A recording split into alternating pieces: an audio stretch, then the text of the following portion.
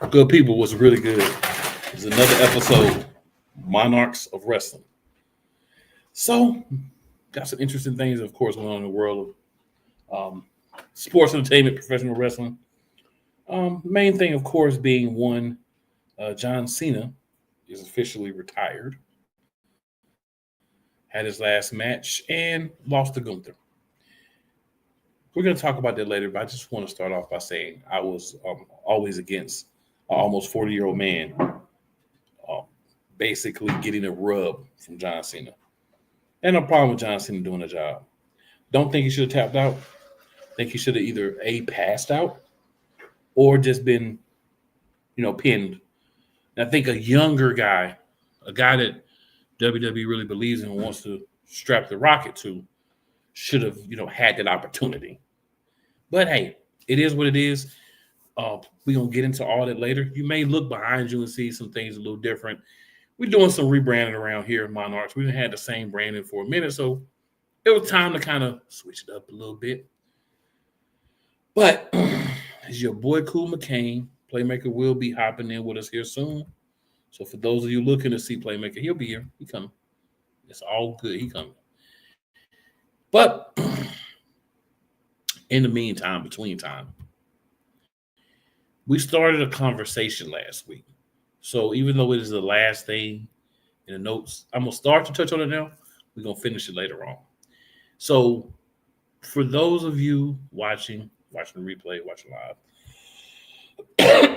thing that we were requested to discuss is essentially why we haven't had any stars, mega stars of the level like a Stone Cold, Shawn Michaels, Bret Hart, just to name a few, Undertaker, Brock Lesnar, major stars be African Americans. And that's actually a very interesting thing. Not going to really get into it now, but those who are interested in it, we will be talking about that later on. Just a little open conversation me and Playmaker will be having, discussing that. So those of you who are interested, definitely make sure that you are around for that part of the show. It will be fun. It'll be honest. It'll be our takes. Everybody may not like our takes, but you know what? It's all good. It's honest. It's live. It's what we really feeling. That's what we got to give you. You know what I'm saying? So my man Playmaker ain't here yet. So I'm debating kind of where I want to start at. You know what I'm saying? Because y'all know I flip around. We got a certain way we do things. No NXT really looks like we're going to be talking about. So I guess we'll just go on slide over to TNA. For those of you who haven't seen it already, I decided, you're welcome. I decided to go ahead and throw the TNA International Championship there behind me. I really like it. I'm a huge fan of it. Like the color, like the strap size, like the design. I kind of want to be a little off center on it, you know what I'm saying? So y'all can kind of see the plate. But yeah, this is a nice belt, and this is the TNA International Championship. So those who haven't seen it before, I put it back here for you. Here we go. I'm gonna do the drop down real quick. Boom. There you go. Got you a good look at it. You can still see it. But yeah, that's what that is. So yeah, rebranding Monarchs. We're doing the thing. We're making things happen. So we'll slide over to the world of total nonstop action. Got the fallout from Final Resolution. We're going to talk about that.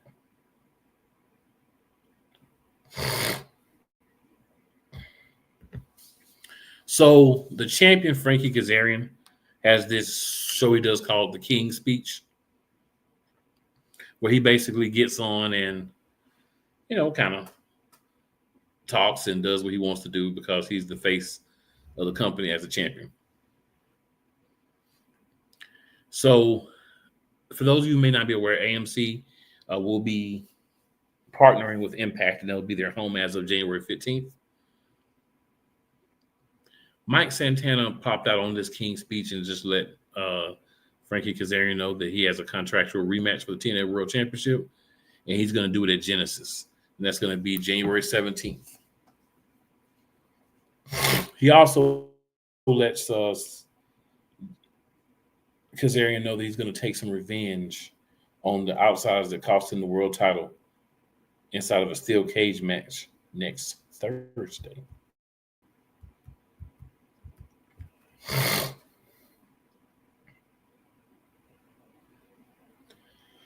So Stacks proposed to Santino Marella's daughter and became the TNA International Champion. So, there's that. So then we had a match, steel cage match. Matt Cardona against Lexis King for the advantage in the cage.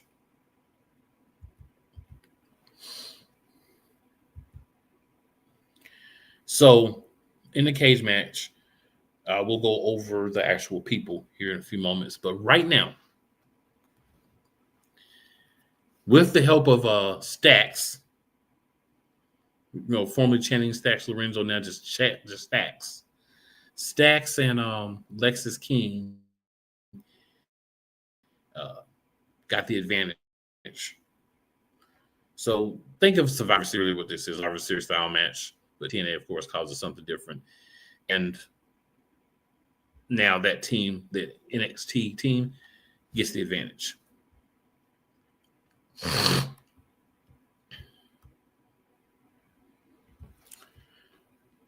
We had the Elegance brand and Harley Hudson and Mila Grace. And the Elegance brand, of course, and Harley Hudson. So we did find out after the match that Matt Cardona's out with a shoulder injury, so he won't be able to compete in the steel cage match next Thursday. So we'll have to get, so there'll be a new person there for that team.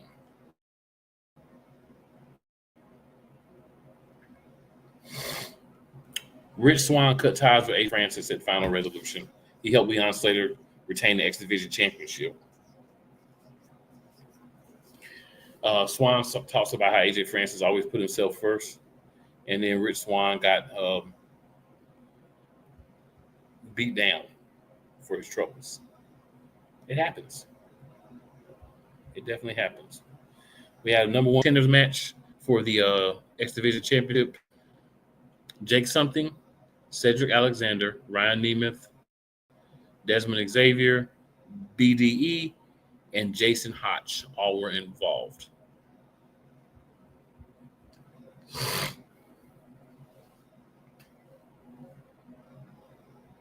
So Cedric Alexander won the match, giving a lumbar check to BDE.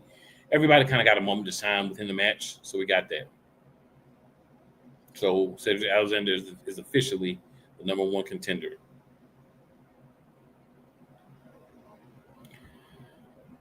On the first Impact of 2026, Frankie Kazarian will be defending the TNA World Title. There'll be a number one contender battle royal that'll be happening. And also, Marilla has to find somebody to replace Cardona in the steel cage match. So that'll be interesting to see. So then we've got Brian Myers and Eddie Edwards facing Sinner and Saint. So we know the system with Moose, JDC, and Alicia Edwards. We're going to defeat Sinner and Saint. And that's the team of Judas Zacharias and Travis Williams. They lost. They shook hands after the match. The Hardys will be in the building.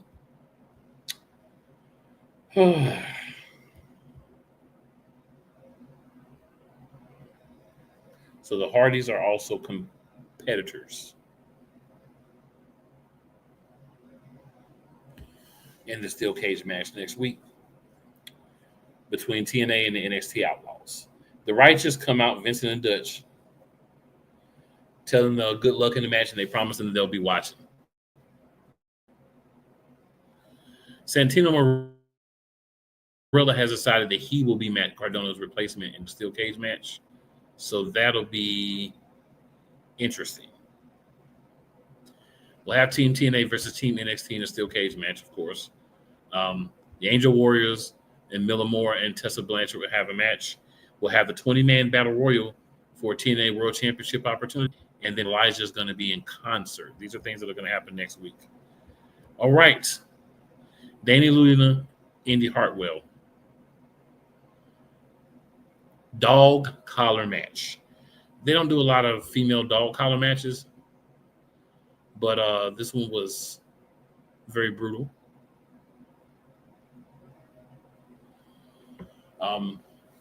Danny Luna ended up winning with the Luna landing after a little chicanery. She tried to throw some powder in Indy Hartwell's eyes. That didn't work, but then she threw her into the referee and hit a Luna landing and won the match.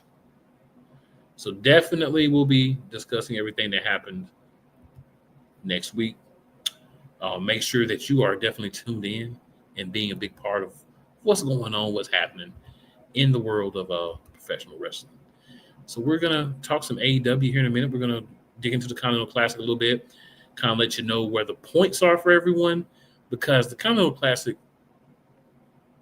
it's built up to be something that's very important to AEW. To AEW. So mixed reviews. Some people like it. Some people don't like it. Some people don't like the logic of having a unified championship and then defending half of it in a Continental Classic instead of making a unified championship classic and just defending both, or just not defending at all, right? Just making it where the winner just gets a number one shot. But again, Tony Khan, Color Tornadoes. It is what it is. But before we get to AEW, good people, we are going to slide on into a commercial break here.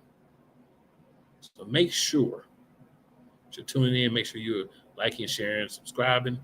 Share it out to your other people who are fans of professional wrestling so they can slide in and be a part of what we got going on. But in the meantime, let's get to some commercials. Rams fans all around the world. It's a beautiful thing to be a Rams fan right now. Stafford's back. We will see about Cup. And running back Kerryon Williams to return. Lend me your ears, or should I say lend Playmaker your ears, as he breaks down week by week everything in the Los Angeles Rams canon. Number 99, Aaron Donald. Can't wait for 2029 to come to know that you are going in the Hall of Fame, and it should be first ballot, no questions asked. Join the Playmaker as he breaks down everything Los Angeles Rams style in Ramily Talk on the Playmakers Blog Network YouTube channel and where you can find podcasts.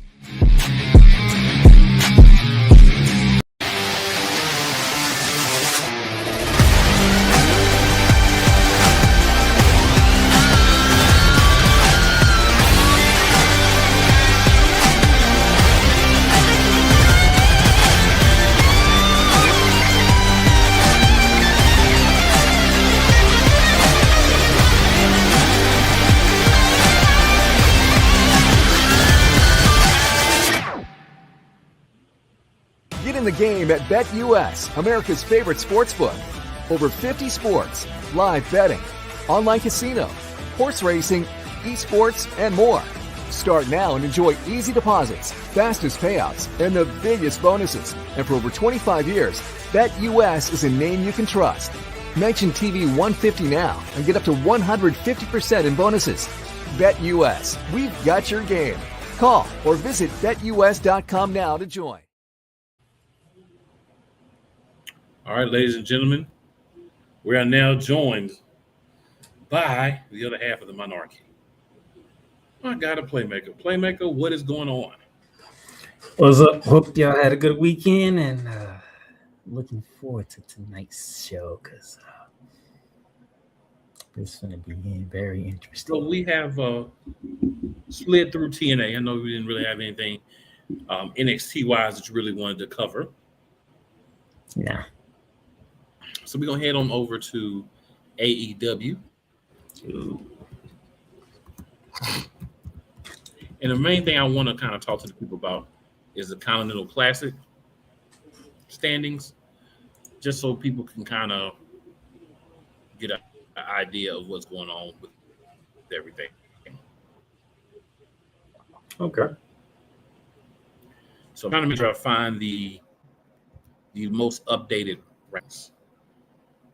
So this is what I'm seeing as the most updated stuff. So I'm gonna give you. If this happens to be incorrect whatsoever, forgive me. I'm just giving the information based on what I see now. So we got two leagues here. We've got the Gold League, and we have the Blue League. So as of right now, from what I'm seeing in the Gold League, Jack Perry has 0 points. Jack Perry ended up taking over for injured Darby Allin, who already had lost the match, and then I think he missed another match, so there's only so many points he'll be able to get. But taking over, I think, was and it'll give him a chance to be seen, and round robin style for everyone, because essentially it's a round robin tournament. So everyone fights everybody. So all the Gold League fight, the Blue League fight, and the person who has the most points from the Gold and the Blue, they fight. All right, so Jack Perry has 0 points. Pac has 3 points, which means he's won one match. You win a match is 3 points. You tie is 1 point. You lose, of course, no points. Kevin Knight has 3 points in the Gold League. Speedball Mike Bailey, also in the Gold League, has 3 points. Kyle Fletcher has 6 points, and Kazuchika Okada also has 6 points. We know Okada lost a match to Kyle Fletcher, so we know he's had at least 3 matches. But that's where our standings are currently. And Kyle Fletcher also has lost the match. He lost to Speedball Mike Bailey. So it's going to be interesting just to keep track of what happens as everybody fights everybody, and then we get that point total, and we learn who's going to be the guy going from this league into the finals, because essentially if it's not Okada, that means he's no longer the champion. So if Okada does not win the Continental Classic, he's no longer the Continental champion, even though he has a unified championship that's 2 belts. This is bad. This is just bad juju all the way around, but this is what they've done to themselves, so that's what it is. So in the Blue League, Orange Cassidy has 3 points. Konosuke Takeshita has 6 points.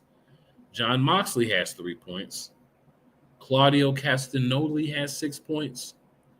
Roderick Strong has 0 points. And then Mascara Dorada has 3 points. And same thing. Whoever wins this is going to fight whoever wins the gold. And then that winner will be the new Continental Champion. Or if it happens to be the current champion, Kazuchika Okada, he'll just keep the belt. So yeah, just a quick update on that. It's very interesting. So we're going to get a match Saturday between Claudio Castagnoli and Konosuke Takeshita. What's interesting about that is one of those guys will have 9, or both of those guys will have 7 after this match. Right? So one will have 9, and one will still have 6, or both will have 7 if it's a tie. So no ties yet in the Continental Classic. Ties can happen for pretty much one reason. Only reason you'll have a tie is if guys exhaust the time limit. You exhaust the time limit, it's 20 minutes, it's a tie automatically. So, yeah. There's other things we could talk about with AEW, but I'd like to kind of save some time for discussion at the end. So I'll just say that interesting show this week.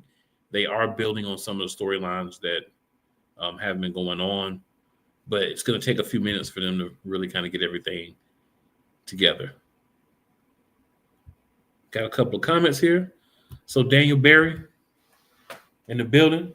He says, happy Monday. Hello, everyone. What's going on, DB? Appreciate you tuning in. And Yolanda Williams says, hey, fellas, y'all back. Yolanda, we was here last week. Yeah, we was here last week. She says, see y'all talking AEW now, what I missed. Quick recap. I just went over TNA, what's happening with TNA. And then we slid on over to AEW now. Like I said, we're going to have a discussion. We had part of it last week, but we're going to have the rest of it this week, just kind of discussing, the African-American wrestler and the lack of one getting to that high level in WWE, and our thoughts as to why. So, Playmaker was here for a moment. He'll be back. all good. I like where they're going with Swerve and Hangman Adam Page and kind of teaming up. You know what I'm saying? We got to have a sit down and talk. We got to figure things out real quick between us without and all that good stuff. As feared, Ricochet is a champion we hardly ever see. There's a couple of reasons why, and we'll get to those. But ladies and gentlemen, we have a special guest host tonight. We'll go ahead and bring it in. One, Mr. Cole Johnson. Oh, Monarchs. With a Z. It's good to be with you once again, Monarchs. Oh man, the graphics graphics fire. Like that. Yeah, we're doing a little updating. You know what I'm saying? We little winter cleaning. I see. Going in 2026 with some fresh to death. It's gonna be a new intro video next week too. So for y'all that saw the intro this week, like the intro's still the same. Don't worry about it. It's coming. It's all good. These rebranding takes time. So.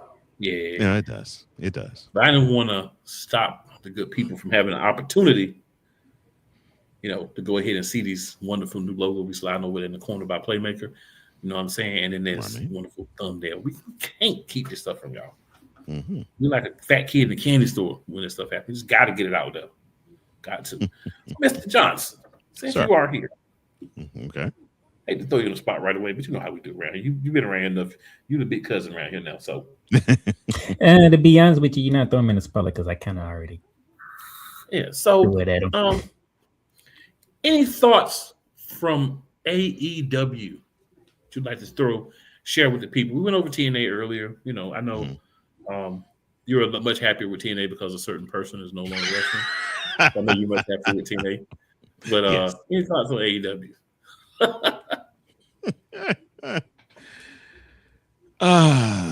So they've just had winters coming, and I don't know. I've been hearing talk of, well, it looks like AEW is on the rise now, and it's not as messed up as it was leading into last year leading into this year when we had John Moxley killed the company. Was the champion.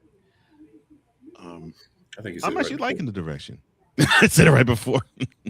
I actually like the direction it's going. But again, I have to laugh because I've never seen a company that could actually afford you to have a championship title for every wrestler that's on the roster.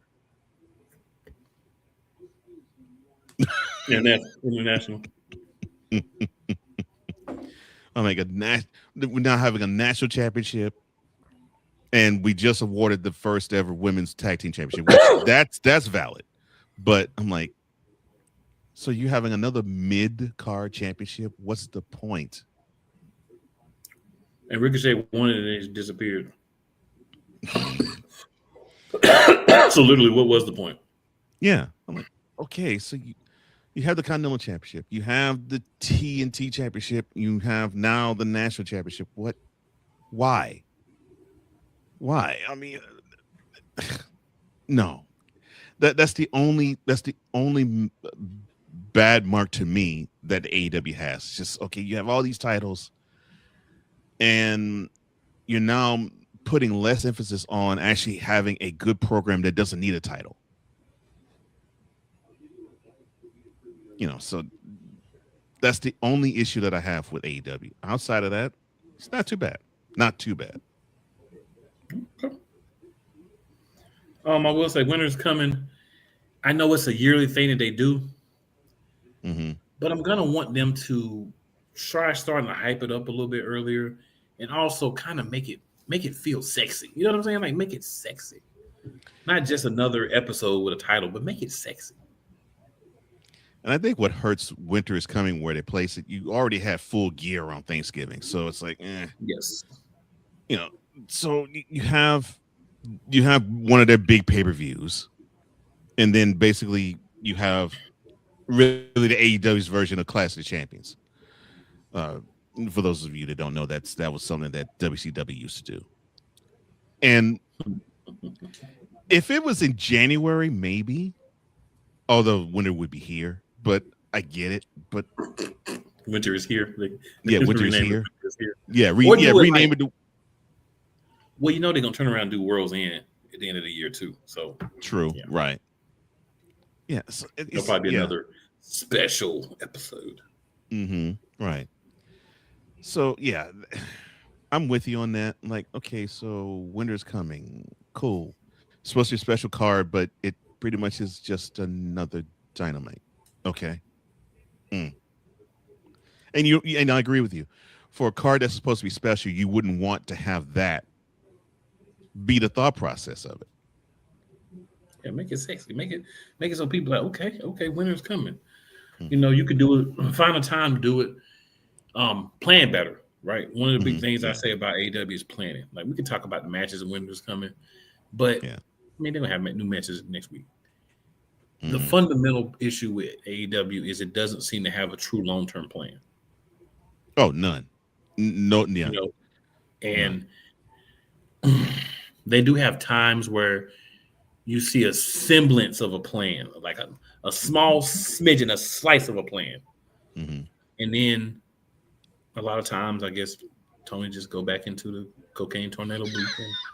Come on, everything changes.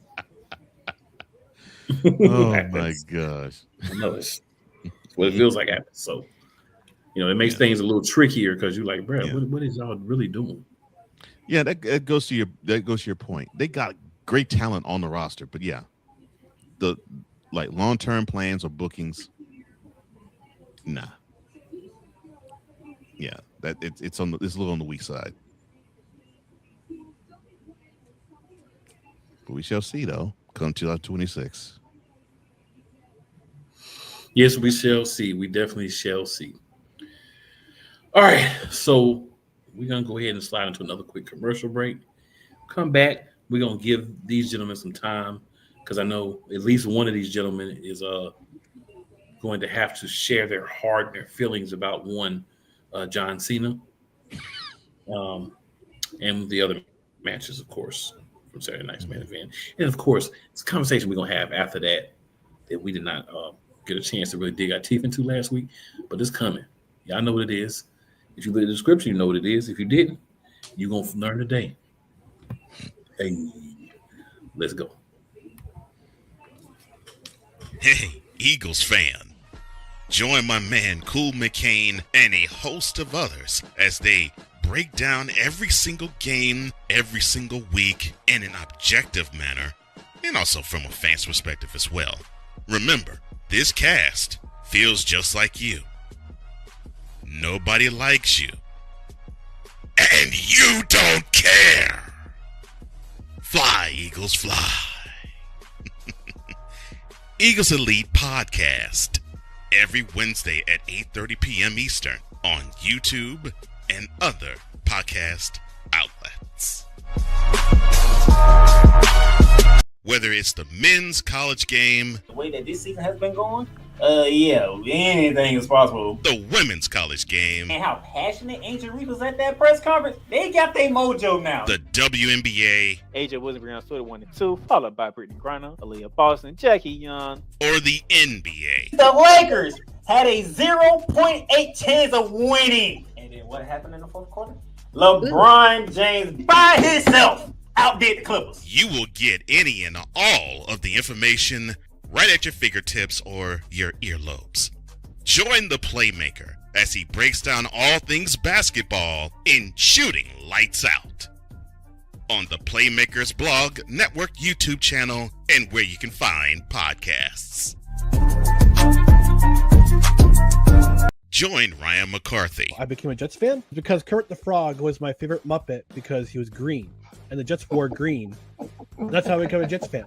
And Dustin Henry. ESPN is cashing all in on let's pay a few personalities and we'll just kind of fill in the gaps. As they walk you through all of the world of sports from their perspective. The Albany Empire, it's a literal circus. No credentials required. Where, Ryan, say the tag. Where you don't need a press pass to talk sports. Live every Tuesday at 8 p.m. Eastern 7 p.m. Central on YouTube and where you can find podcasts.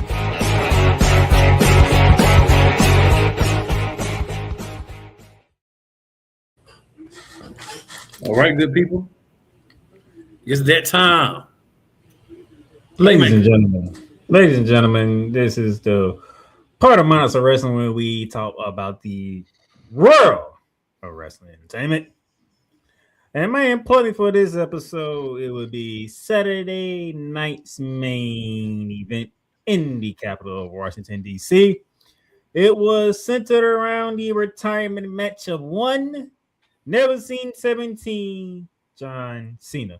But in honor of John Cena, John Cena made this night a NXT versus WWE night where the future meets the present in a battle.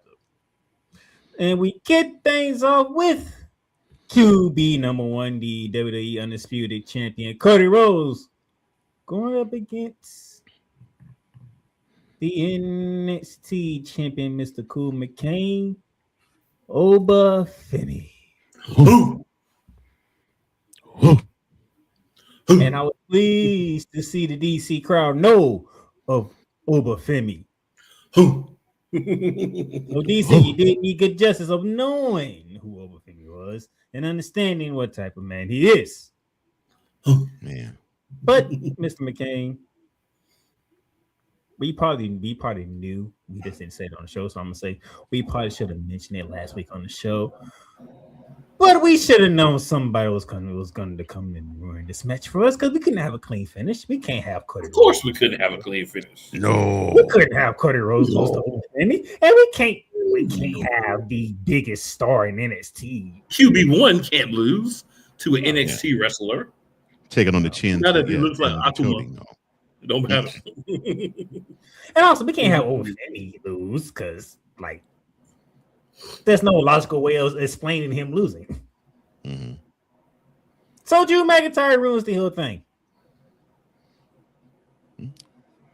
As he always does. But I would ask you this, Mr. Cool McCain. Did Drew McIntyre stare into his future while he got in the face of Oba Femi?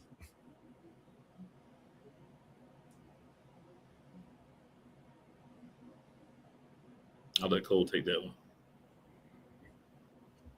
Wait, ask the question again. Did Drew McIntyre stare into his future when he got in the face of Oba? Oh, when he went face to face with Oba, maybe, but not necessarily 2026 future. But it would be interesting though if that is the case. If they go that route, that'd be cool. But I wouldn't. Not now. I am going to say abso-freaking-lutely. Oba Femi will beat the tarnation and the kilt off of Drew McIntyre in 2026. Not the kilt. And I'm going to say this right now. If Oba Femi loses to Drew McIntyre and there's no chicanery. Oh, Lord. There's no chicanery and Oba Femi loses to Drew McIntyre. Y'all want to tune in that Monday because explosion is going to happen on this screen right here. There's going to be an explosion of anger. And this coming from a guy who enjoys Drew McIntyre. Yeah, Drew's cool. I actually like him, but I'm talking about cool. I know you. I know you're talking about cool, but let's be honest. Even with Trick Williams, the best product that has come out of NXT in a minute is Oba Femi. You got to strap a rocket to his back. You got to. You got to. You got to. And he looked. He only got to come up to the main roster, but he got to beat the tar out of Drew McIntyre. He looked really good against Cody. And you can say, well, Cody probably coached him through the match. Bump that. He looked really good. I loved how he looked. He didn't seem like the moment was too big for him. The stage was too big for him. I mean, he stepped to the plate, knocked it out the park. I was like, I was very impressed with him. Speaking very impressed with him. If those of you, as Cool said before going to commercial break, if you read the description or the show notes, you would know that I kind of went one way in my description of the show. And that's what Cole Johnson just mentioned. Because to me, the NXT stars handled the main event spotlight very well. One in particular, our next match, where we had Bayley go up against Ruka. And of them, she was the one who handled it the best. I have to admit that. And listen, that Soul Snatch is for real. That Soul Snatch is real. Yeah. Yeah. And That's a finisher that the finisher by itself is going to carry to a women's championship in the main roster. anytime you put Bailey Cakes in a match, you know I'm watching every single second of that match. Mm-hmm. Okay, and it was a good match. It And was very please put- aesthetically pleasing as Yeah. well. Yeah. So I was not upset because hey, say what you want. So Ruka may not be caked up and caked out, but she has She's a not. thin voluptuousness to her that's just appealing. And I would say she probably garnered some fans from Saturday's night main event on I'm sure display she- that she put on Saturday. Yeah, and she's more than just the Soul Snatcher, and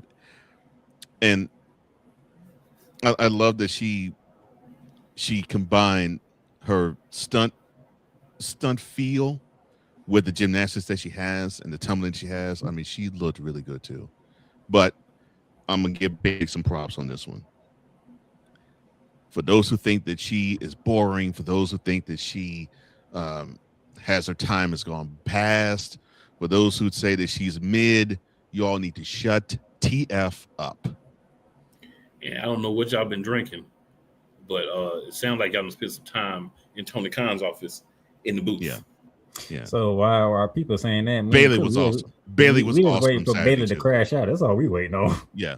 Bailey was awesome Saturday. She was awesome Saturday. We just waiting for the crash out moment to happen. Yeah. A couple of She was comments, awesome. guys. Run through these real quick. Hmm. So Malachi McCain says, "Happy Monday, fellas. Happy Monday to you." Happy Good Monday. sir. Happy Monday. And David-U7K says, "Let's go Cena. Cena sucks." You won't be hearing that chant no more. No. You still be hearing it. You probably gonna hear it tonight. Yolanda says that was good for both of them though. Good job on that one, Paul, but not so much for that Cena match. From Yolanda. Yolanda, I'm picking up what you throwing. I'm catching what you bitching. And the match Barry he's Neal referred said- to is Oba and Cody. Yeah. Barry Neal says, "What's up, fellas? What's What's going on? going B. Nizzle?" on? What's up? And then the third match before we get to the John Cena's retirement match, it was a tag team match when we saw the World Tag Team Champions of Dragon Lee and AJ Styles go up against a newly formed tag team who was building chemistry through their friendship, and Javon Evans and the X Division. X Division champion Leon Slater. Don't forget, it's not just Javon Evans. We must properly title that man the Young OG. Yeah. Because he Those- bouncy. Because Bouncy. those two fellas handled the spotlight of main event very well. Oh my Fair gosh. enough. Those oh Lord. Well, how did they make the ring like a trampoline? Both of them. They bouncy. They got the bounce. Oh The my- young oh fresh my legs, they got gosh. bounce. I'm like, geez, both of them, Slater and Evans. Like, doggone. I am gonna go ahead and throw out my constant complaint. These matches were too long, which hindered other matches from being able to be on the card. They were good, but you could have compacted every match on the card. We could have snuck 5 to 7 minutes from easy, and made Saturday Night ourselves main 2 more event, it matches. was made to be 4 matches. It's- That literally is made to be 4 matches. That's I- fine. it- It's made to be 4 matches. I don't have to like it. 4 matches is it's not enough. So I know you're gonna come with that mess. So No, I'm just speaking on Saturday night's main event. Now, when it comes No, to you the got- other PLEs, I don't back out on No, we have to- we Saturday have to- night main no, we event gotta- is literally we made have for 4 to matches. start reevaluating what we're doing. 4 matches is doo-doo juice. It's garbage. Don't give a flying monkey's nipple what show it is. We got to get at least 6 matches on all these joints.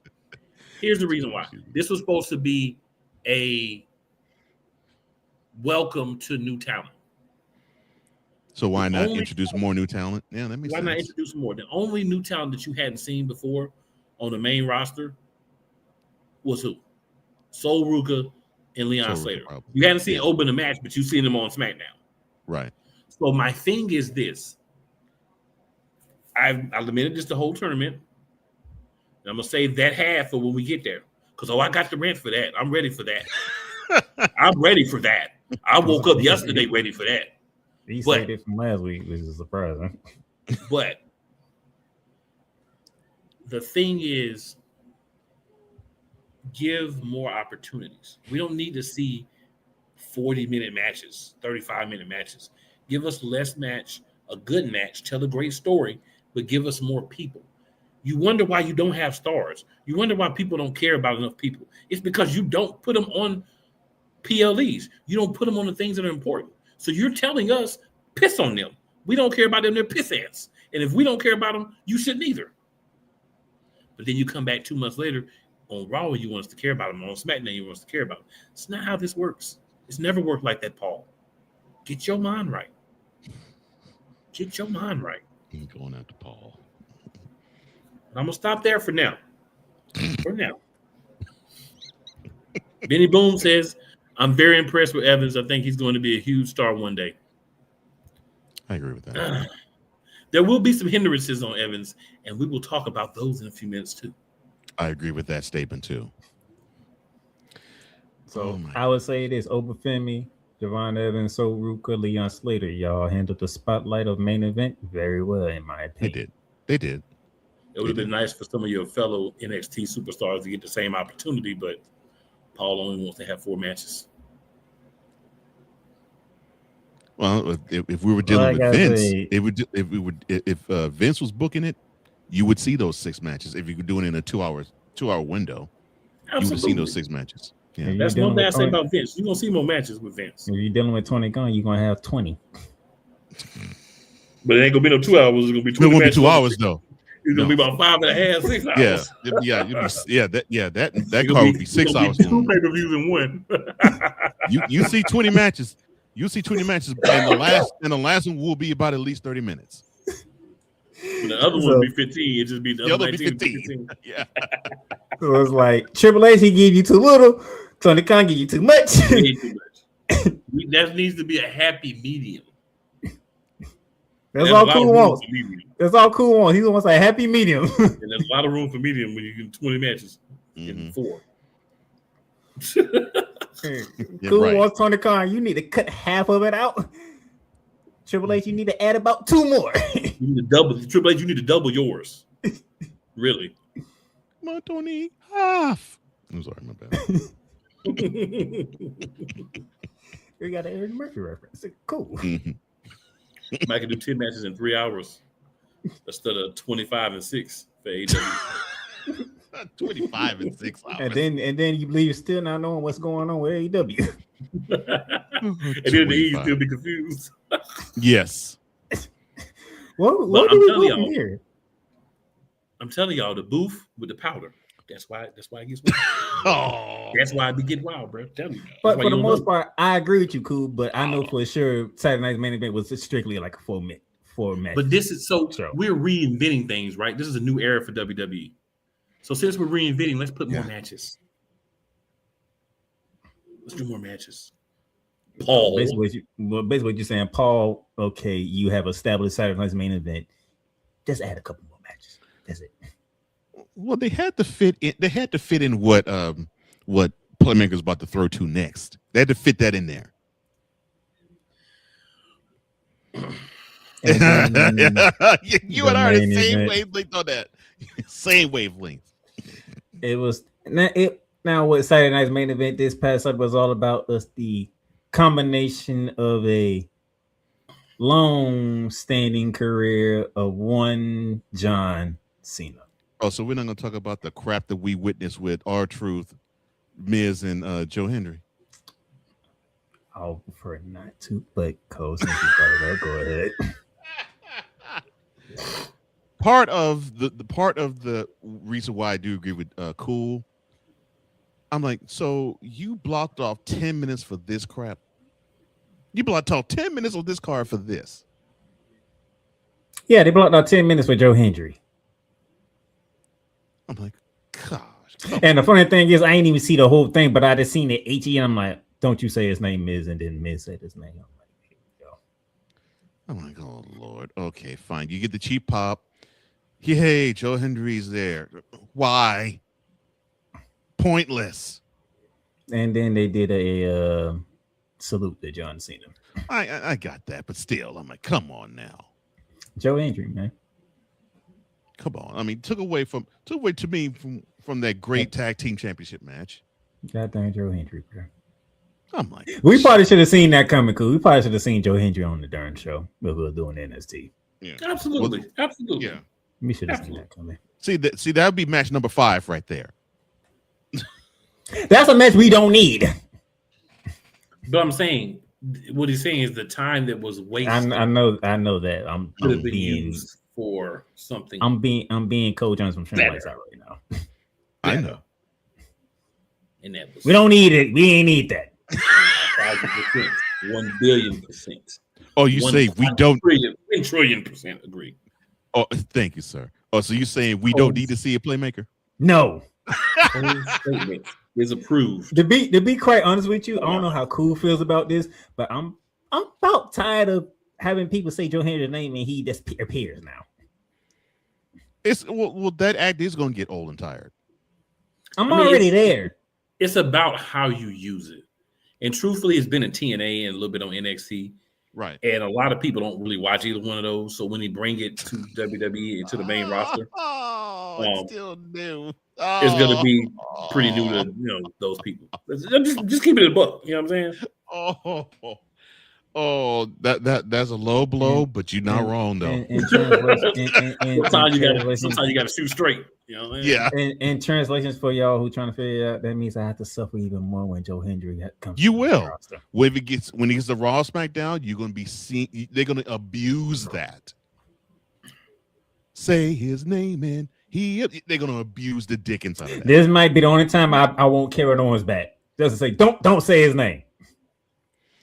Because if they keep doing it, he might eventually get that Kurt Angle backlash, where it's like, oh Lord, we'll have to see that. Boo! He might, and there might not be a bad thing. I agree with you, but they do it as often as they have been doing it as of late. Yeah. Sometimes you need to be a heel, man. Like everybody just need a heel phase. Mm-hmm. You know what I'm saying? But we need to see everybody as a heel. But thank you, Cole Johnson, for bringing up the one thing that I didn't want to talk about. Well, I was doing it to dovetail, just basically to piggyback off of what Cool was saying. We had a Joe Hendry spot. That's all for Joe Hendry. I wanted for the Miz, I wanted for R2. That was for Joe Hendry.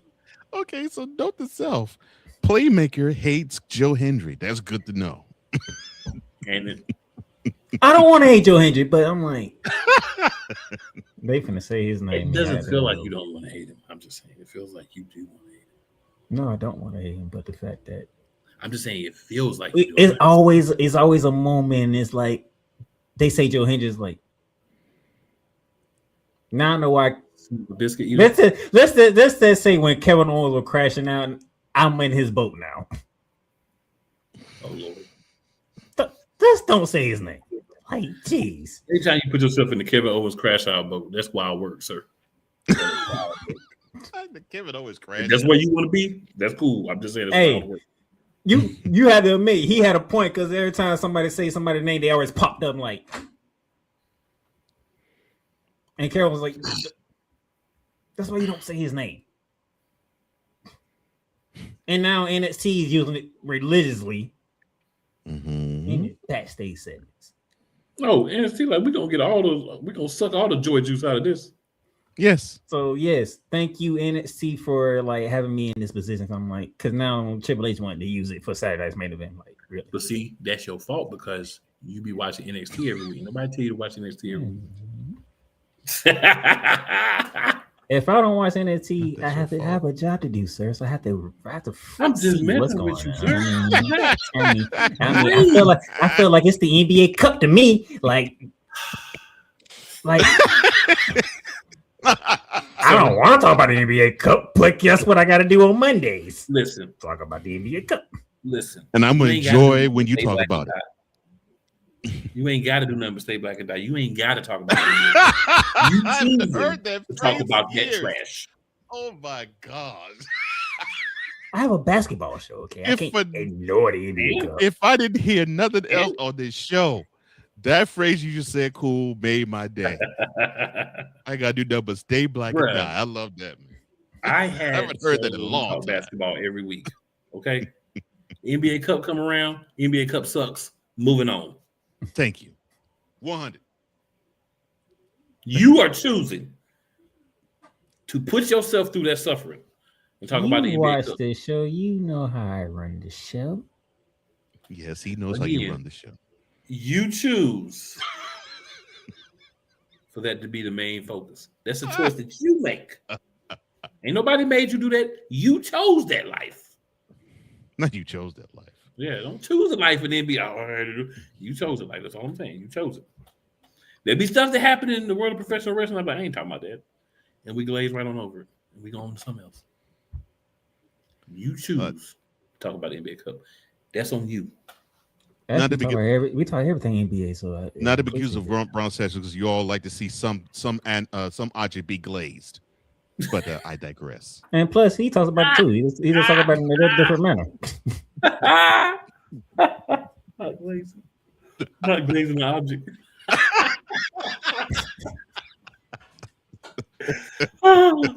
My bad. Okay, playback. My bad. We about to go off the rails. I'm holding on. It's by a string, but I'm holding on. This one I'm gonna go to comments. Yolanda said they booed the heck out of Triple H last night. I thought about y'all screaming his name, Paul. That's your turn.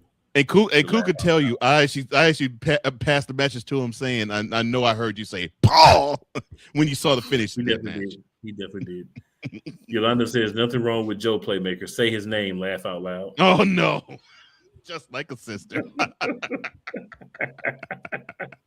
No, Playmaker like this. I'm not saying is let's slow down on the whole. Let's say his name whenever we get a chance, and so he can pop up. No, I feel you. Like I'm gonna give you a little bit of a hard time, but I feel you. Like, I feel you. Like, no, I don't see anything wrong with that. Yeah, seriously, I don't see anything wrong with your analysis on that. But yeah, you gotta make it feel special. When you do it every 5 seconds, it ain't special. Yeah. Oh, my bad, Cole. I had to risk that thought out. No, and then we get to the moment everybody's been waiting on. Even though my co-host put this in a similar manner of when the Undertaker went against Brock Lesnar at WrestleMania 30. That wasn't a Brock Lesnar needed, but Brock Lesnar took advantage of it. Well, the same thing that happened for Gunther in Saturday's main event when he is the final opponent for one never seen 17 John Cena. The greatest of all time.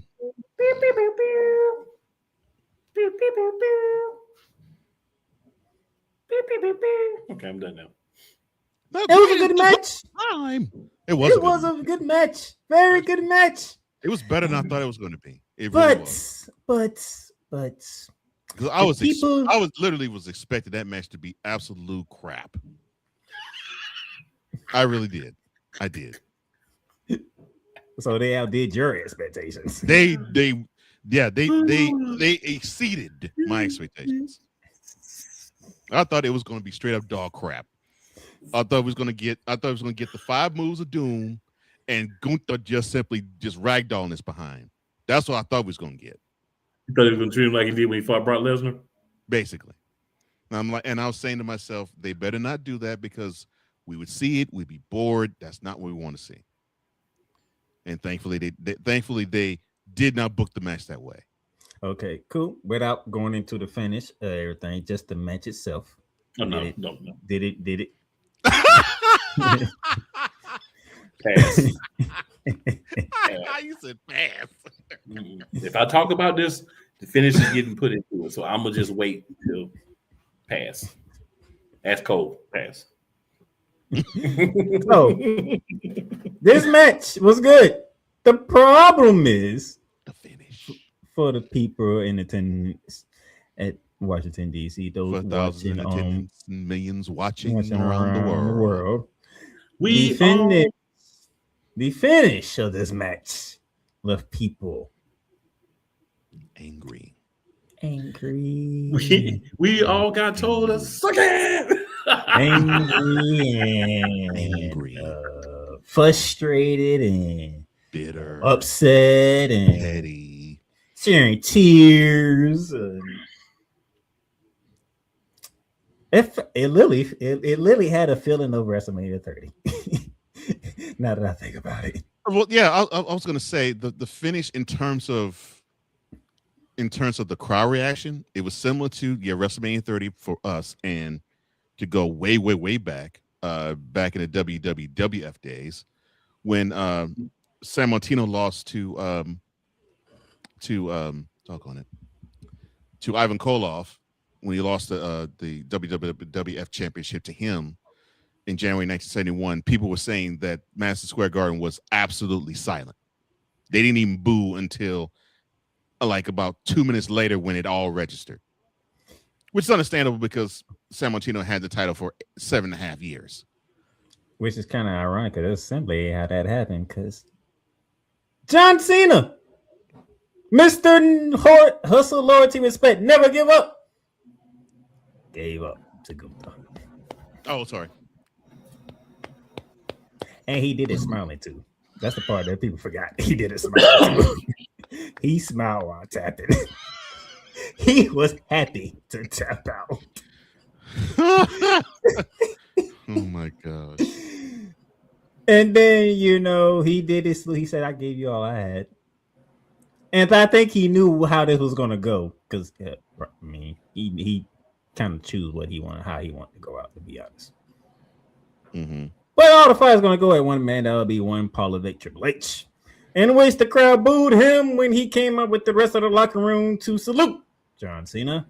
Thing was, they barely booed Gunther, but they had all the smoke for Triple H. All the smoke. Now, before I know Paul deserves every mother loving boo. Hey, how much did John Cena deserve? He had a reason. Collateral damage. How he's collateral in his retirement match? Because you should. He literally got to choose what he wanted to do. You shouldn't have allowed them to make your retirement match suck at the finish. That's your fault. And you know what? I don't feel bad for you. Now, all this crying online and all that, that's too much. But to be in that building in that moment, see that trash, and boo, you have every right. You spent your hard-earned money, and TKO Holdings has went up on what you have to pay to see this stuff, to get that. Which is live, funny. You should boo. And you should have booed him the whole time he did his interview, not just at the beginning. Y'all should have, somebody should have went, somebody with a little taste of change should have went and got some waters and passed them out to everybody was still there, so everybody can have a nice, hydrated thorax to continue to boo, you suck, Paul. That's what they should have said. And they did curse at him, and he deserved that too. Why? Because John Cena tapped out.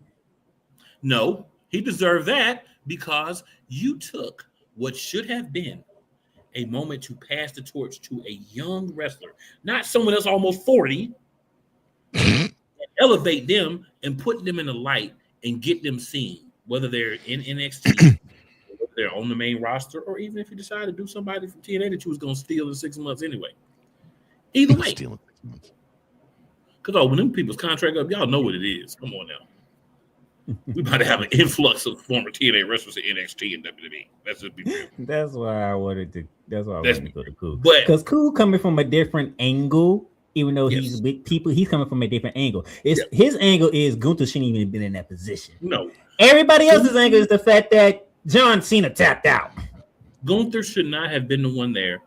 John Cena should not have tapped out because you've built all these years of, never give up, never give up. And you're going to smile and give up at the end. I find it to be poetic for me. I find it to be poetic for me. It's him saying, "Yep, this is the end of the road for me." Of course you did.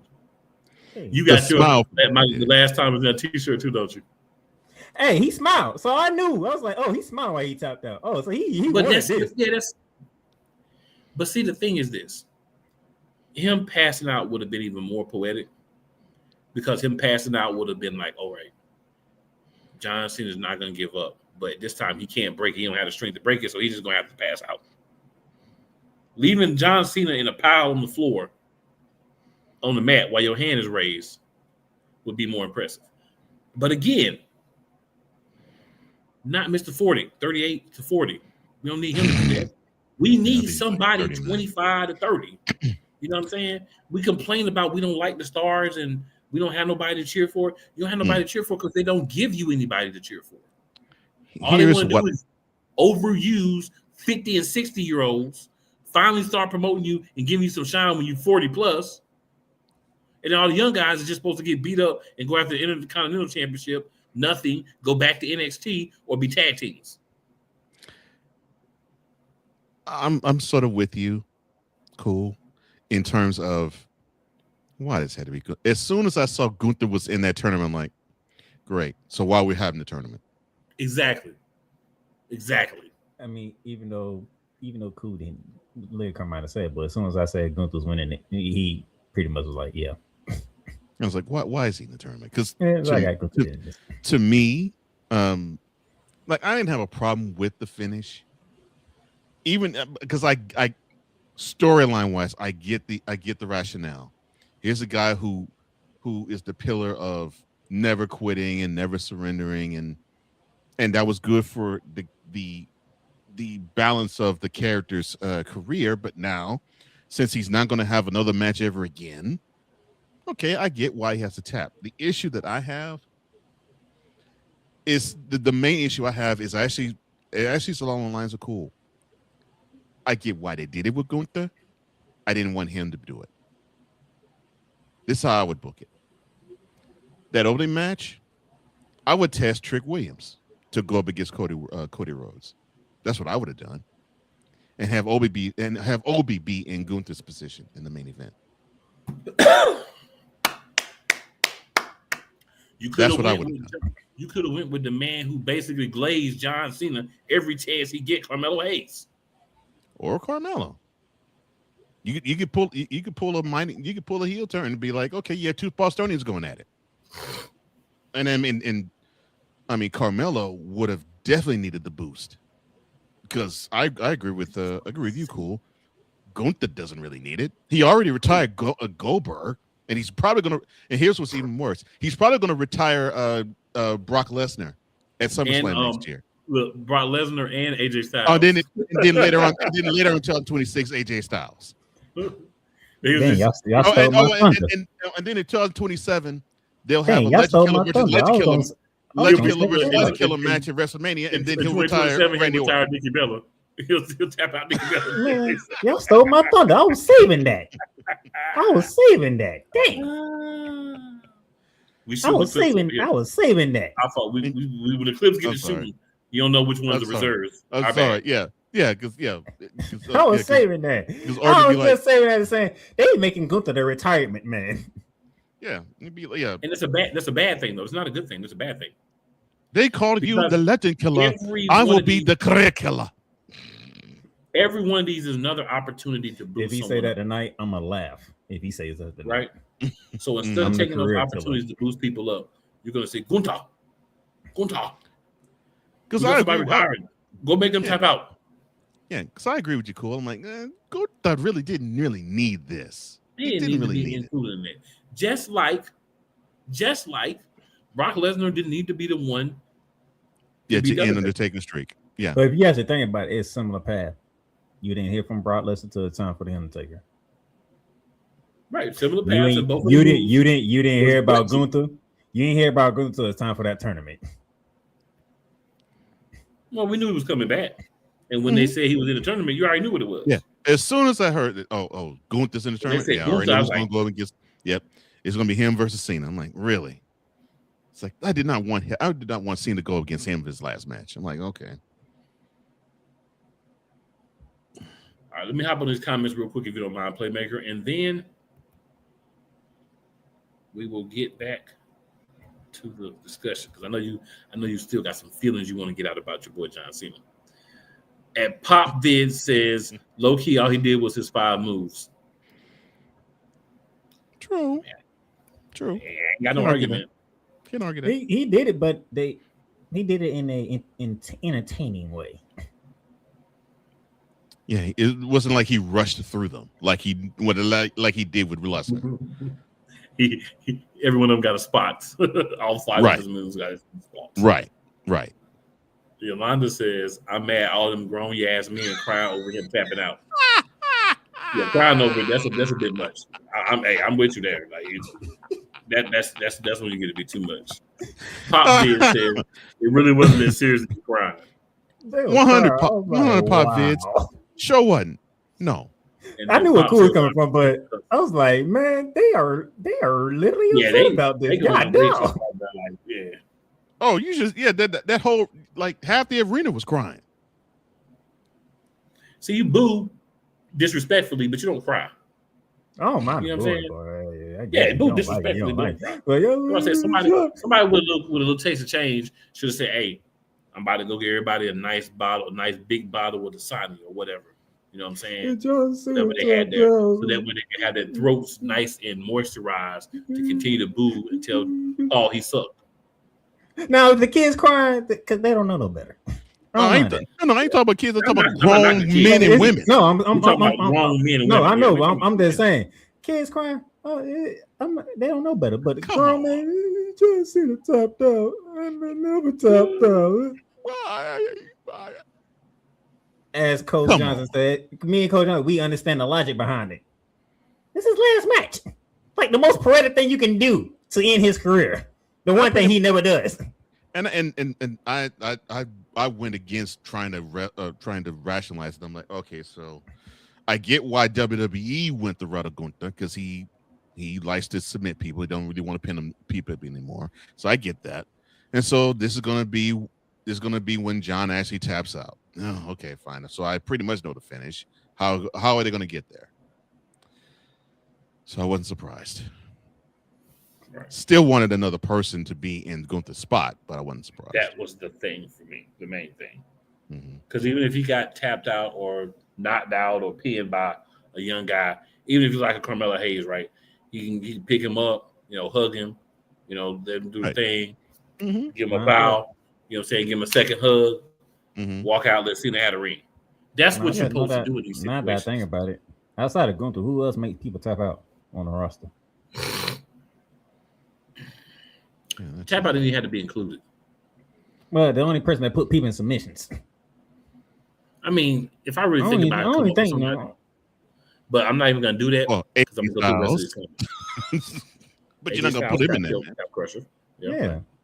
Yeah, you weren't gonna put AJ Styles in there. You could have put Rusev. Yeah, you could have put Rusev in there, but because he does have. They don't want to give Rusev that heat no more.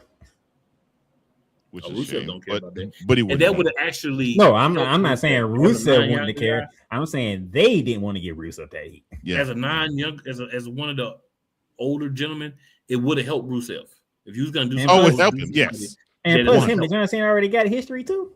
100. It would have helped. That would have helped. That's what I'm saying. Like I wanted a young guy, but if it wasn't gonna be a young guy, at least somebody that it will elevate. You know what I'm saying? Yeah. Pop Vid says, I respect the hustle, but it's time for John Cena to go. And John Cena knew it. He knew it was time for him to go too. Yeah. Yolanda says he told y'all he was going to make him tap out though. Talking about Gunther. Yeah. Gunther did say that. Pop Viz agrees. He sure did say he was going to tap him out. Pop Viz agrees the crying is too much. He also agrees that he was happy to see the younger NXT talent on the show, but it would have been nicer to see more. It would have been nice to see more. And ironically, we was making a joke, but Yolanda said Like Nikki Bella needs to go. Wonder. She get tapped out. Look, Wonder. Get tapped hold on. Wonder. Keep that coming to that, bro. Wonder, This Yolanda. this is my soapbox. Go, moment. girl, go. This is my soapbox moment right here. Nikki Bella, keep your behind away from Stephanie Vaquero, okay? I do not want you near the women's world title. No. Mm-mm. No. Mm-mm. Oh, you go ahead. No. Mm-mm. No. Don't drive anywhere near a WWE arena. Simply go back to Arizona, go back to the desert, and learn why you can't keep a man. This is my response to Cole and to Playmaker. Oh, my brother, testify. Why is That's all she I'm gonna say about still? that. Thank you, sir. I appreciate that. Why is she still? Take the cue from your twin sister and stay away. She can't because the twin sister know how to keep a man. Oh, my brother, testify. One of these days, Cole Johnson gonna stop throwing the softball right across the middle of the plate. No, I wanted to throw that softball across the middle of the plate. I want him to smack that one 500 feet. Yes. Malachi says John Cena going out on his shield would have been a way better. Tapping out was Understandable. Then Malachi says never give up. Psych. Fruity Pebbles up on his last match. Gives up on his last match. That's why I call it Paretic. That's why I say it's Paretic, because it's like that man never gave up for how many years of this career? Probably 20. 20 years. To me, it's something else, not poetic, but I'm not going to say that on air. I'm just going to say it's trash juice on air, but it's something, but it's not pathetic, poetic. If we're going to go close to poetic, I would say pathetic, but that's something else. We're not gonna With flies flying around it. Maggots and everything. Let's just say you would make some good tea with sugar, honey, and ice. That's what it is. Yes, sir. Pop Viz says, I'm sure if WWE threw a nice check at John Cena, he would have another match for sure. No one ever really retired from wrestling. But see, that's the thing. They didn't think about that. All Paul wanted to do was make a shock moment. This is the rant I want him to cut. Right? So You make a very good point. So but it's coming. I'm going to believe John Cena on this one, that he's the one that's not going to come back. I mean, he's an ambassador, but he'll still make appearances. But he'll still see him on WWE TV. Yeah, competing in the ring, I'm gonna believe John Cena for right now. Yeah, because even Shawn Michaels couldn't stay away from the ring. He tried. He tried his best. Then Crown Jewel 7 years ago messed all that up. I want to play Bronson Reed's music for Yolanda's comment. Yolanda says, hey, I'm going to pull a Cole Johnson on this one. Please. Quote, they not going to give a black man that chance to be remembered like that. End quote. And I know the counter argument they'll throw back at us if we my sister testify. I already know the counter argument to that too. What would be the counter? What would be the counter argument? They'll say, well, you had 3 black guys on the show. And 2 of them in the same match. As a tag team. As a tag team. Which will get to something that Cool didn't get to last week. If you want to go ahead and talk about it now, sis. That's right. Sir. Yeah. Sir, go ahead. Because you ain't get to it last week. I remember too. Let's flip the topic. But Yolanda, for your topic, I have 2 things I have to say to you. Yes! Yes! Yes! And also, woo! Because last week, and we didn't get to this last week, but my co-host did, was it Instagram or Facebook? I don't remember which one. Did a quick video. Oh. Versing his displeasure that a certain group of brothers became a tag team again. Mr. Cool McCain, would you like to take it from there? Triple H pissed on you. Hot piss, Paul. It ain't me. I can't stand you. And I hope that you slip and fall and someone else has to do your job for a few weeks and they clean up the crap, the miles of monkey crap that you're leaving all around. You had the unmitigated gall, the audacity to take main event Jey Uso and put him back in the Usos. You better turn him heel now. If you don't turn him heel, you son of a biscuit eater. Ooh, I got so much vitriol for you. You better turn him heel. You better find a way to get him back in the main event scene somewhere up there for this. Because you know what? What you did was garbage. And you know what? I don't agree with Rikishi much. But Big Keish, I'm riding with you on this one. Piss on Hunter. Piss on everybody that had anything to do with this. Hot urine piss right after somebody had a whole 2-liter Coke, Dr. Pepper, or Cherry Pepsi. Wow. So the piss is straight yellow. Oh my gosh. I don't have a. I want to call it a theory, but I have a certain way of thinking about this one. You better do right by Jay. What if Jay is not the one to turn heel? Okay, so what's the entertainment seeing Jimmy turn heel again? That's the unknown factor. There's nothing about that. Jimmy turning heel is the same thing as John Cena tapping out in his last match. Because didn't we already see a heel Jimmy Uso versus a face Jey Uso at a WrestleMania match? One of the worst WrestleMania matches I have ever seen, by the way. So why we had to see it again?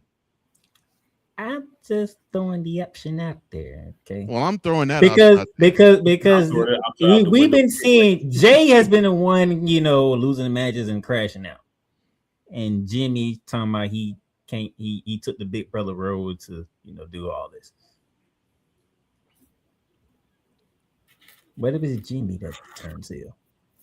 And matter of fact, let me do it like this. What if they trying to make up something? What they trying to redo something that they already knew they messed up on because they ain't do it right the first time. I'm sorry. I'll do it again. Do something that you messed up on. How about you give Jay the World Heavyweight Championship again and let him have an actual run, you stupid idiots.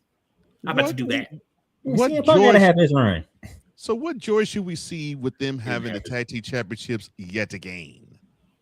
I don't think they're going. To me, I don't think they're going for the tag team title. I think somebody's turning heel. I don't think this is a full-fledged tag team.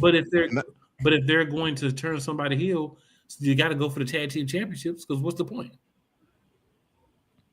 Yeah. And then they just drop off the apron and leave their brother and say, "I'm not my brother's keeper." Ah! And then we have another match between them where we have 75 super kicks. Yeah, 75 super kicks and 15 spears. And 30 punches from each person. Mm-hmm. You forgot to add Uso splash to that too. No, that ends the match. Yeah, they end the match with 7 Uso splashes. Mm-hmm. So I would assume that you're saying, Mr. McCain, that you are not a big fan of one Mr. Paul Triple H Levesque from the booking standpoint.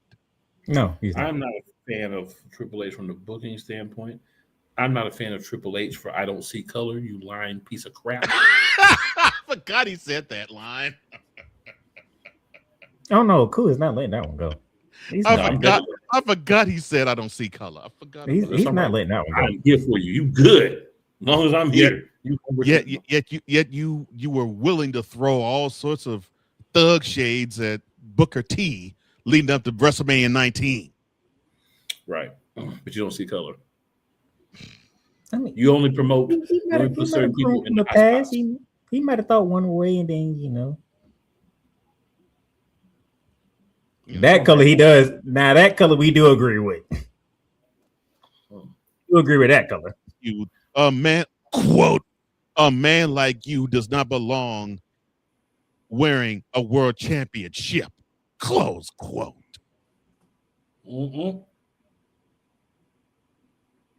Like, why would you want to introduce that in a program? Why? Why? Because you feel like you can say anything you wanted to and get by with it. And plus, back then, now that they actually talk about stuff what happened back then, they would do anything to get on top. Back then, they would say anything to get on top back then. In the case of Triple H, no pause. No pause. Anything to get on top. No pause. So, gentlemen, we were having a conversation last week. No, you weren't here. And we already started that discussion too. Yeah, but I just want to make sure we segue properly to it for those who are watching. Yes, please. Why? You want me to say? Go ahead. You say that. Go ahead, sir. Last week, those of you who didn't catch last week, somebody I forgot who put it in chat. I forgot their name. I don't know. Cool, remember who put it in chat? Miss Skip.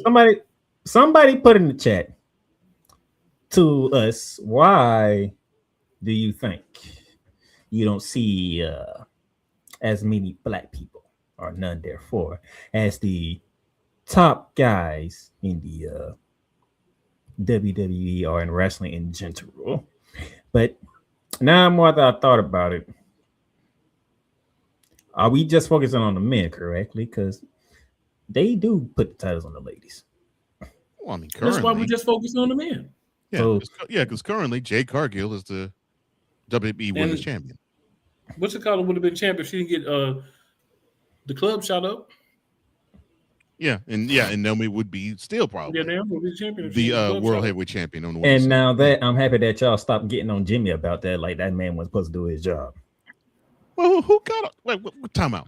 If you was getting on Jimmy for that, hold on. Let me segue real quick from that.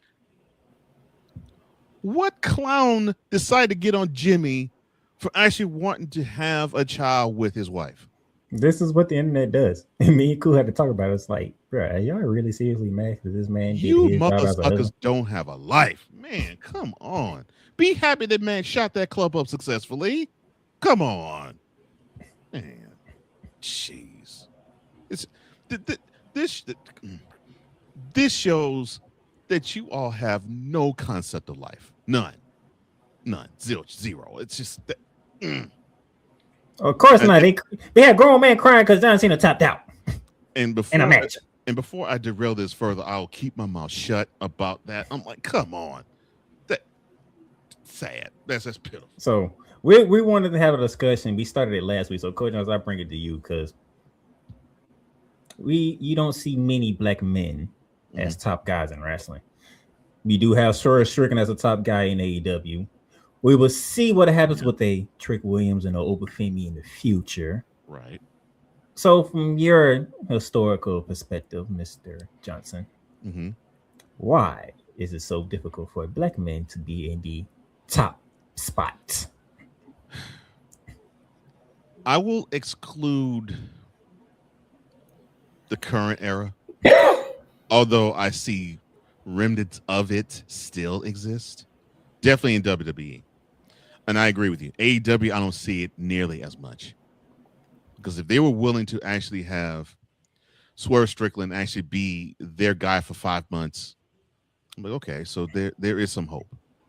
There is some hope in that department. But the reason as to why is it's very easy. And it was very easy for the NWA bookers, and it was very easy for Vince, both senior and junior, to hide behind the excuse of, well, and it goes back to the phrase that Triple H said earlier this year. Well, we don't see black or white or brown or yellow or red. We see green. If they make the money, they'll be put in the main event. Hogwash. Hog to the wash. I'll give you one good example of why I believe that's hogwash. In the late 80s, you had a guy named Bad News Brown. And he had the ability to not only make anybody look good in the ring, But if they wanted to fall out of line, he knew judo and he'd mess you up. So not only could he handle business and keep things safe and injure nobody, if they got out of line, he could hem you up. Which those are two of the preeminent things that I've heard people in Booker say they want their number one guy to have. The ability to make everybody look good, and if it gets rough, hey, stop it now. I want now. But they reduced him to a comedic act, and he wasn't a comedic act, but WWE reduced him to it, and it pisses me off to this day. And it's now 35 years later.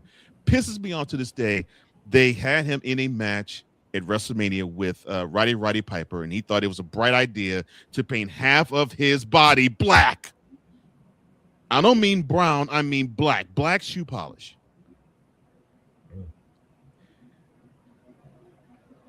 And it's like it and I was in my late teens then. I understood then. I'm like, okay, so they really think black wrestlers are a joke. They really think it. And then at the same time, you had Virgil, who they made him a joke. They had Junkyard Dog, who before then, they were like, okay, he's cool. Pre-chubby Junkyard Dog was a monster. Right. Yes. Yeah. And I should know because he wrestled in Houston, I don't know how many times. And I mean, loudest pop of the night every single time he was in Houston, and every single time he was in New Orleans. Loudest pop of the night. Doom. But he gets right, but he gets a WWE, a WWF, and they make him basically a mascot. Throw a chain on him, like just act like a dog. Like, jeez. Yeah. Then we get to Doom. I'll say it. That's the best tag team I saw after the Road Warriors had their time. I didn't like the Steiners as much as I like Doom, but I thought those two were really good. Yeah. But their reach got capped mighty hard. All because they just simply wasn't the cup of tea with the bookers. And I'm like, and of course one of those times, one of the bookers happened to be Ric Flair. So I mean, now I could say, well, I guess WCW saw the light because out of Doom you had Ron Simmons. He ended up being the first ever black heavyweight champion of a major promotion. And how long was he champ, Cole? 4 months. How long was Jey Uso champ? 7 weeks. People wonder why I'd be like, they should give that man a real run. Back when you didn't even give black people a run, you gave a black man about 10 times more time than you gave Jay. And I'm glad you actually, the crowd. Right. And I'm glad you brought that up. I'm glad you brought that because I wanted to link the Ron Simmons reign to Jey Uso's. So at that time, WCW was enamored with Big Van Vader. And yeah, he was a cool figure. But I thought, okay, this was a good time to actually have Ron run with for a little while. But they decided, I think 4 months is good enough. Have him put it back on the big guy. And then as soon as Simmons dropped the title to Vader, Simmons drops off the face of the earth. And not because of his doing, not because of an injury, because WCW didn't see anything at all worth anything to invest in him after that. Okay. So let's cut to I'm gonna set you up properly, Playmaker. So cut to now 2025. You have Jey Uso win a WrestleMania match for the World Heavyweight Championship on April the 19th. Ironically, he tapped out Gunther. And he tapped Gunther out. Only to have the same finish in reverse 7 weeks later. So what was the point in having him win the Royal Rumble match, have the lead into the match at WrestleMania, have him win the title if you're only going to get it off of him before 2 months is up? I have my biased thoughts on that one, which is one of the reasons me and Cool did not look forward to that WrestleMania. Because to me, if that's what you're going to do, have go to top out Jay and then be done with him. But don't throw the belt on him and be like a token. Oh yeah, he gets the crowd going. This is a reward for him actually being the guy who gives the loudest pop of the night. And you don't even give him 2 months with the world championship. That's because these keyboard warriors, because I can't say what I really want to call them, wanted to put the whole WrestleMania downfall on him, while myself and Kuma Ken was sitting here like, no. One, you in Vegas. Two, we know how expensive Vegas is without WrestleMania. And three, when you add WrestleMania to it, you might as well triple it. I hated the fact they wanted to rest. Oh, well, Jay really isn't a main eventer on the fact that they were having issues selling tickets. I'm like, no, it wasn't that. It was the fact that you made the tickets twice as much as the WrestleMania before. Thank you. And then y'all decided to put WrestleMania right back in Las Vegas. After you said it was going to be in the Big Easy. But yeah, after you said it was going to be New Orleans. They're like, on second thought, nah, scrap that. We'll throw them a bone. We'll say we'll come in WrestleMania another time. We'll throw them a big event. But nah, we're going to take that and we'll put it back in Vegas. Get out of here. And then you're going to give them money in the bank.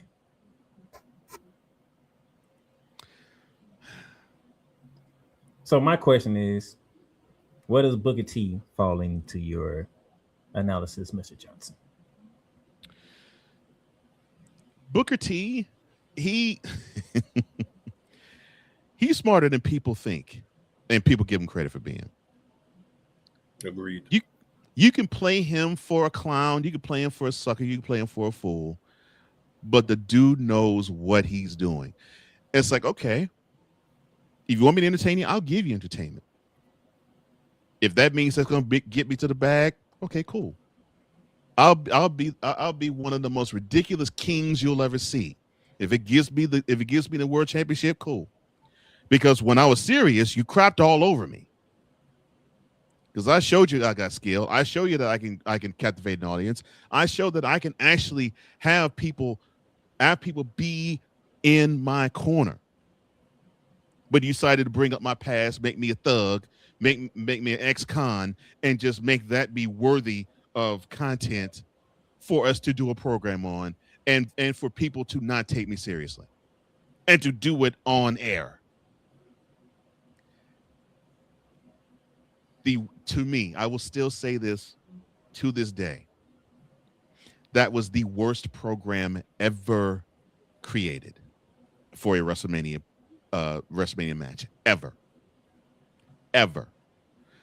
Because when I saw that, and I remember seeing it in the beginning when they actually focused on that, I say, if they have Triple H go over on Booker T, that's basically going to chop Booker T, and it's going to basically render him to be nothing but enhancement talent.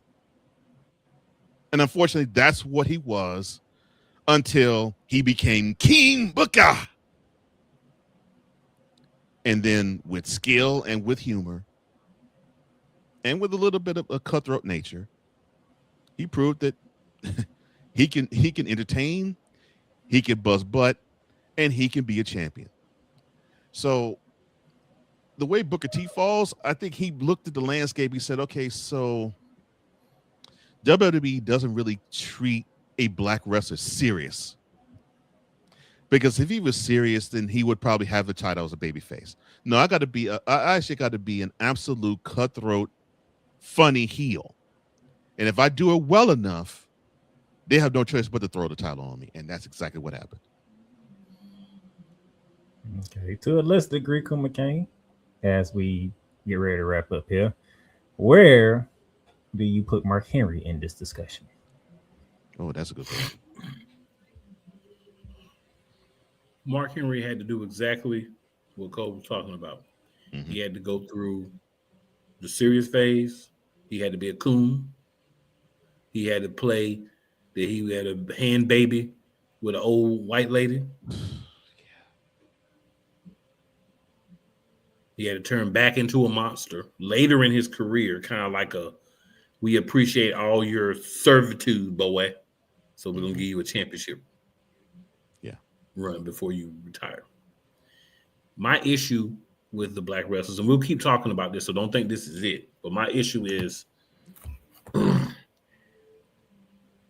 we say that we don't judge by color, that we're judging people by what they do. That's a lie. That's a huge lie. Why is a Montez Ford a star right now?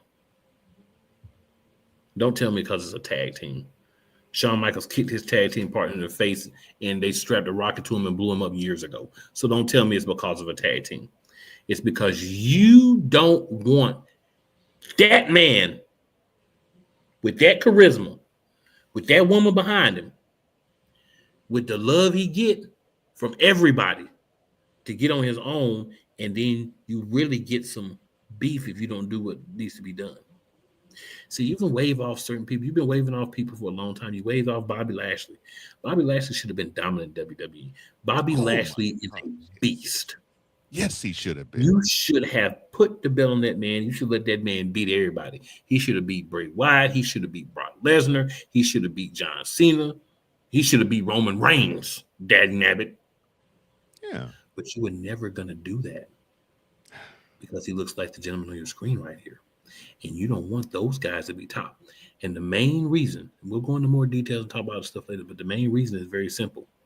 The people who are making decisions don't look like the people sitting right here. That's the main reason. You want representation. You want things to change. You got to have people there that can have that has a seat at the table that can say, "Hey, we need to be doing this." When you don't have anybody there, this is how you get treated. And there's nobody at the table. They won't let nobody at the table. Oh my gosh. Beautiful answer, Cole. 100, bro. Barry Neal. Yeah, Barry Neal says, "Oh yeah, I agree. Obi should have been against Cena." Yeah. Pop Viz says, "Hey, Yolanda Williams, yeah, they will never do that." You know what she's talking about, the comment we had up there a minute ago. Pop Viz also says, "I like Cody, but he didn't look like he want to work with Obafemi." You know why he want to work Obafemi? Because Obafemi strike you for real. He's a bit snug. Yeah. Yeah. And Pop also says all John Cena did was those goofy shoulder blocks. No lies told there. I'm sure he did it. I don't blame him. He going against a man like Gunther. Pop says, "I disagree with them calling John Cena the GOAT. I respect his grind. We all seen just how big of a bully he was. For 10 years, he never really allowed anyone else to get to his level. It's not good behavior to me either, man, but they want to block over all that just so they can give him the GOAT." I laugh at that greatest of all time thing with Cena. Yeah, definitely. Not my GOAT.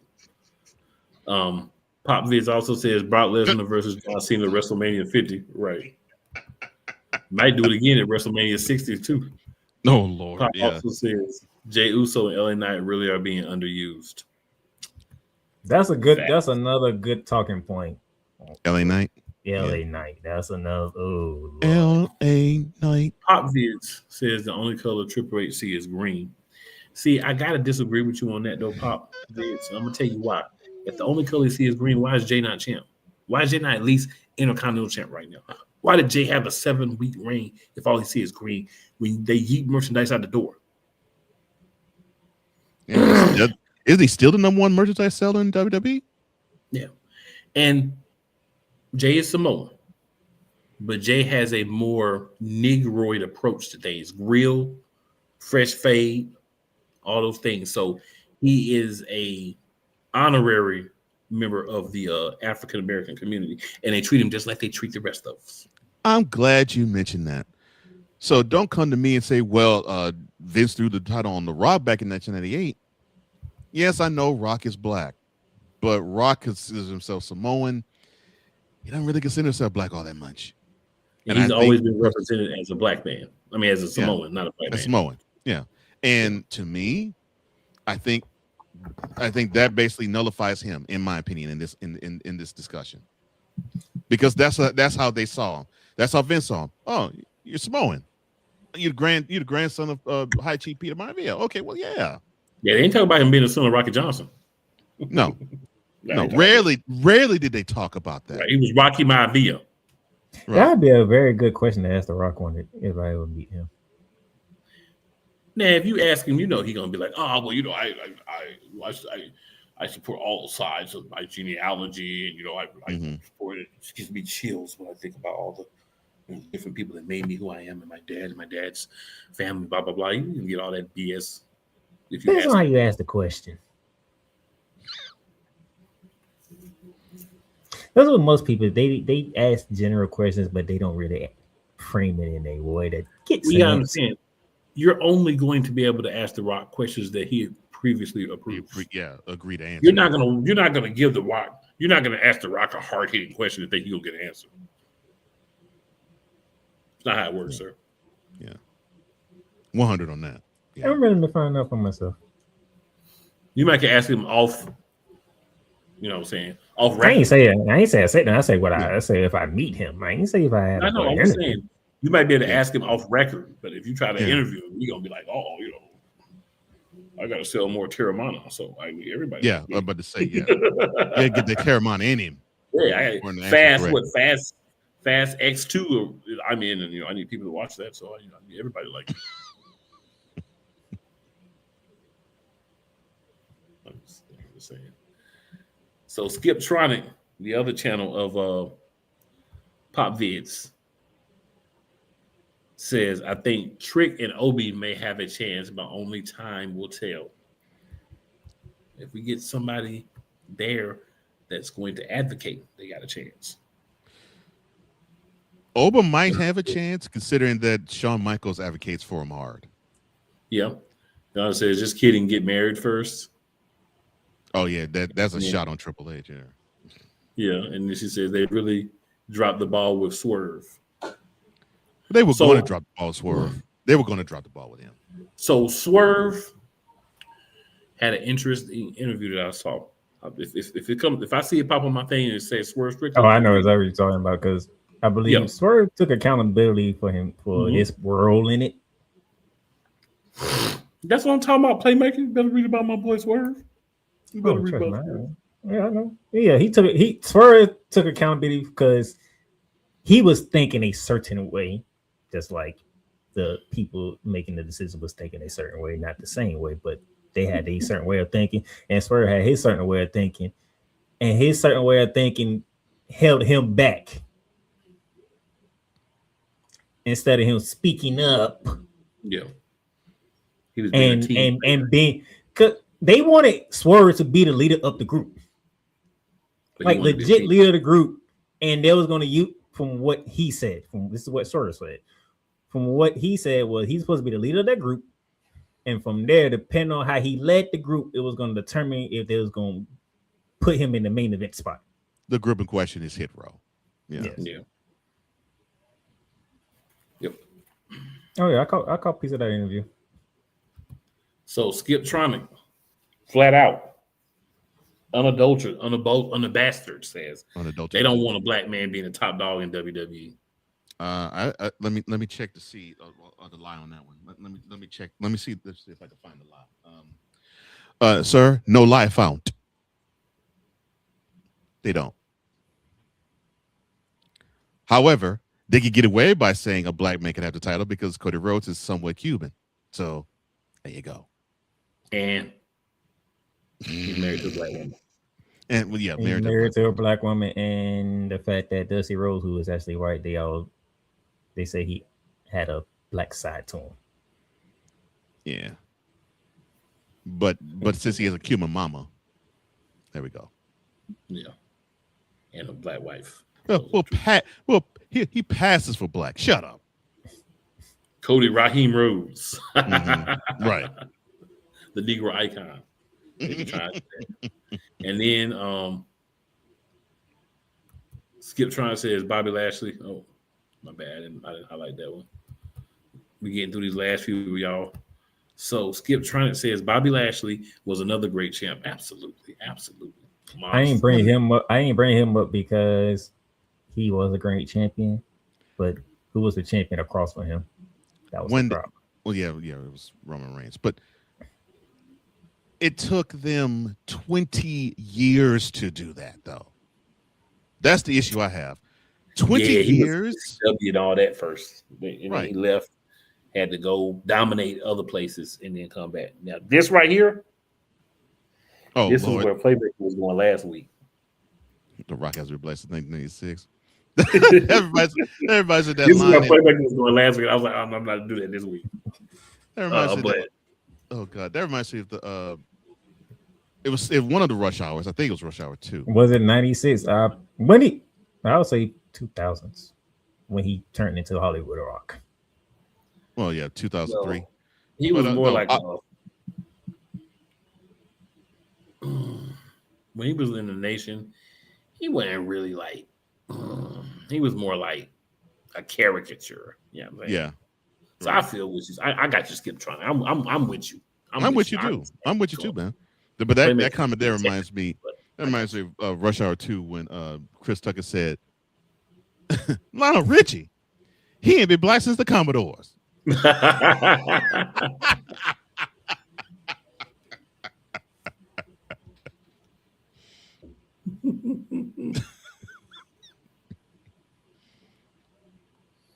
Boy.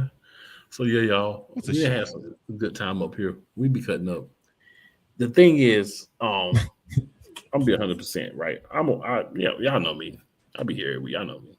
When Cole is here as well, it just makes things even more crazy.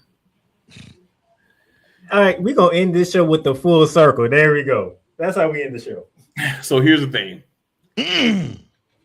Skip Tronic says,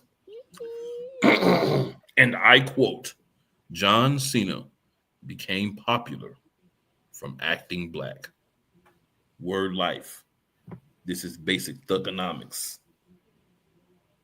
He instituted rhyming. Freestyling and rhyming, yeah. Fighting or spitting. My discipline is unforgiving. And he even he said, yeah, my career was going nowhere until they spotted him doing freestyle on the bus. Mm-hmm. And Stephanie McMahon is like, can you guys do that on camera? Yeah. Yep. Because the prototype was not going anywhere. The prototype was sinking very fast. Very, very, very fast. So yeah, I 100% agree. I do too. Thank you, Skip Tronic, for bringing it full circle. Hey, I do so. Skip Tronic, my girl. I knew she was gonna do it. I knew she was. I ain't even mad. Y'all know I be cutting up when I got somebody to feed off of like Cole. It makes it worse. So I'm always glad to see Cole. And likewise, bro. And I always got another level of tomfoolery locked away. There's many levels. Skip trying to say you're welcome. I dig you, girl. Yes. Oh my hey, we God. should do the rock. What else could you say except you're welcome? There's nothing to say except you're welcome. And that's kind of goes to Skip Tronic's point. 100%. Yeah. But we're going to be back next week. Y'all know it's the holiday season. Make sure checking out your peoples that, struggle during the holidays, different reasons or whatnot. And as always, it's never where you start. It is always where you finish. Mr. Johnson, our guest extraordinaire. Any last words, sir? Well, all I have to say is I appreciate the invite as always. And I appreciate this conversation too. I think wrestling would be better off if they actually do allow these wonderful black wrestlers who are talented, take the ceiling off and let them shine. You're doing it with the women. Now it's the men's turn. And there's no excuse. There isn't any. Because you can see the color scheme, you can see the color, and you can say that they don't draw enough green. We all know that's a bunch of hogwash. We all know that. And I agree. I think we need to have more of us in those key positions. and you won't have that problem anymore.